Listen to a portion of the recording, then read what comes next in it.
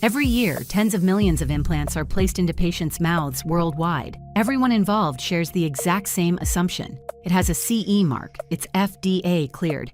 It meets all quality and safety standards. Therefore, it is safe. But once a product is approved, can we truly believe that every single one remains safe over time? The answer to this has already been revealed as an unexpected truth within peer-reviewed scientific literature.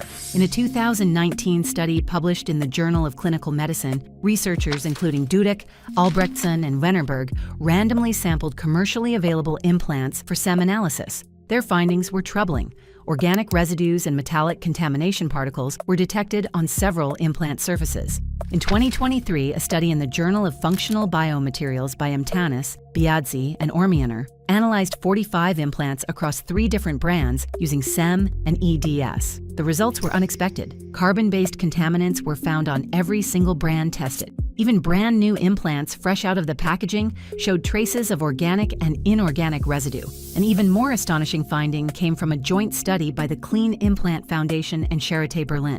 To rule out any chance of external contamination, over 100 implants from more than 80 brands were opened directly inside an ISO Class 5 cleanroom. Crucially, manufacturing-related residues and contaminants were discovered in more than 1/3 of all examined samples. SEM analysis identified significant amounts of carbonaceous contaminants, alongside metallic debris and surface-active chemicals with known cytotoxicity. These contaminants are invisible to the naked eye. According to SEM, EDS, and XPS analyses, commercially available implant surfaces carry metallic particles, hydrocarbon-based organic films, and aluminum oxide blasting residues, all derived from the manufacturing, processing, and packaging stages. Ranging from tens of nanometers to tens of micrometers, these foreign bodies stubbornly remain, even after sterilization. It is time to ask, what exactly do these contaminants do to the human body? Researchers Halab and Jacobs noted that biomaterial-derived particles can trigger a foreign body reaction and osteoclastogenesis, while Muhi showed that surface contamination alters the peri-implant tissue response. Integrating these concepts, Albrechtsen introduced a groundbreaking paradigm. Marginal bone loss is not just a simple infection, but the direct result of a disturbed foreign body equilibrium. Subsequent studies revealed that carbon contamination actively suppresses osteoblast activity. As carbon concentrations on the titanium surface rise, protein absorption and cell attachment plummet. The spreading of osteoblasts and the formation of actin fibers are heavily inhibited. Trapped in a rounded shape, these cells fail to spread properly, proving that surface cleanliness dictates the success of early osseointegration.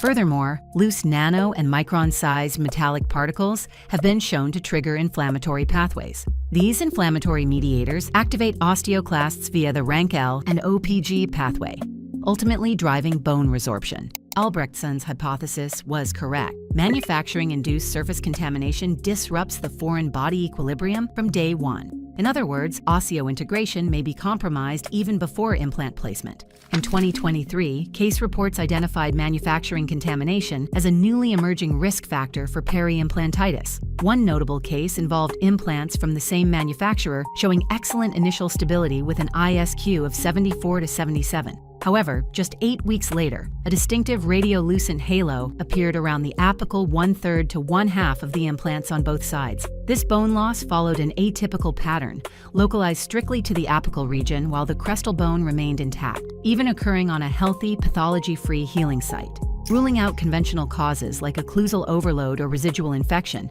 the authors concluded that a foreign body reaction, triggered by residual contaminants from manufacturing and sterilization, was the primary cause.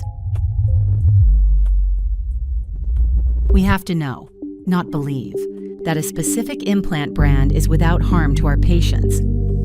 Recognizing the need for objective quality verification, Dudek, along with Albrechtsen, Wennerberg, Norton, and Muhi, founded the Clean Implant Foundation. This independent, non-profit organization is the first global initiative to scientifically evaluate implant safety and surface cleanliness. The foundation's rigorous evaluation begins by opening the implant inside an ISO Class 5 cleanroom to perform full-surface SEM imaging at 500 times magnification and EDS elemental analysis. It then requires documented clinical survival rates above 95%, which is finally followed by an independent peer review by 2 scientific board members. The certification is valid for 2 years and is renewed only upon passing the same process. The Clean Implant Foundation exists for one simple reason: regulatory clearance does not equal actual safety. We now face a reality where we must question even approved products. The true quality of an implant cannot be judged by price or brand power alone. Today, a genuine standard must include both manufacturing consistency and surface cleanliness. An implant is, first and foremost, a medical device. That is why clinicians must look past the noise of big brands, low-price wars, and marketing trends when choosing their systems. Instead, shouldn't we confront the invisible threats head-on through random sampling and transparent data? To weed out the low-quality budget products that still flood the market, it is time for rigorous, independent oversight from bodies like the Clean Implant Foundation. Verifying uncompromised surface purity and manufacturing quality through this process and choosing the right implant is the only way clinicians can truly protect their practice and their patients. It is time to ask the most fundamental questions. Is your implant truly clean? Is it supporting your practice or compromising it? Low-quality implants are not a mistake, they're negligence. Clean implant is essential. Follow the guidelines of Clean Implant Foundation.